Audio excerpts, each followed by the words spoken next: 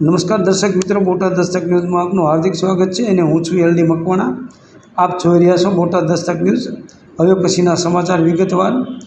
બોટાદના તુરખામાં વિદ્યાર્થીનીની હત્યાનો આરોપ, ગૃહપતિ અને તેના પરિવારે લોખંડનો પાઇપ મારીને હત્યા નિપજાવવાનો આરોપ। પરિવાર છેલ્લા 1.5 મહિનાથી ન્યાય માટે ભટકી રહ્યું છે। બોટાદના તુરખા ગામની HRD ગાડી માધ્યમિક શાળામાં અભ્યાસ કરતા 14 વર્ષીય વિદ્યાર્થી વિક્રમ બાવળિયાના શંકાસ્પદ મૃત્યુ મામલે નવો વળાંક આવ્યો છે। મૃતક વિદ્યાર્થીના પરિવારે કલેક્ટરને આવેદનપત્ર આપી તપાસની માગ કરી છે।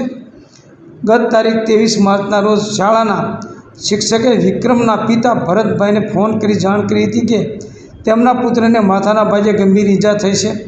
બોટાદની હોસ્પિટલ ખાતે ડૉક્ટરે જણાવ્યું, માથાના ભાગે ગંભીર ઈજાઓના કારણે લોહી વહી જવાથી વિક્રમનું મૃત્યુ થયું છે।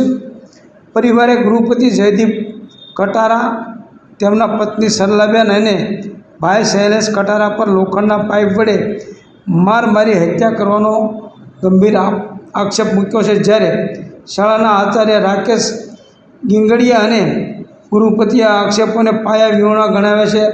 તેમના મતે વિક્રમ શાળાના કેમ્પસની દિવાલ કૂદતા પડી જવાથી તેનું આકસ્મિક મૃત્યુ થયું છે। કોળી અને ઠાકોર એકતા સમિતિના કન્વીનર રમેશભાઈ મેરે ચેતવણી આપી છે કે 1 અઠવાડિયામાં ન્યાય નહીં મળે તો સમિતિ અને પરિવાર દ્વારા ધરણા પ્રદર્શન કરવામાં આવશે।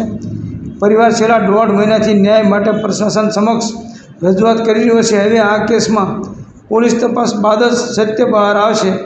સૌજન્ય દિવ્યા ભાસ્કર, બોટાદ દસ્તક ન્યૂઝ, એલડી મકવાણા, બોટાદ।